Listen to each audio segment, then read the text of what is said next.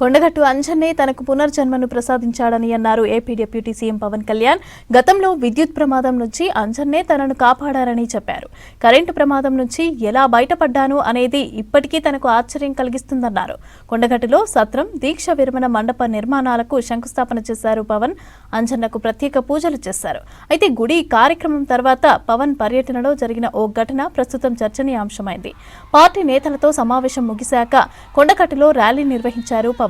వాహనంపై కూర్చొని ర్యాలీ తీస్తూ ఉండగా పవన్ కు కరెంటు తీగలు ఎదురయ్యాయి. దీంతో తీగలు తగలకుండా వాహనంపైకి ఒరిగారు పవన్. ఇందుకు సంబంధించిన వీడియో ప్రస్తుతం సోషల్ మీడియాలో వైరల్ గా మారింది.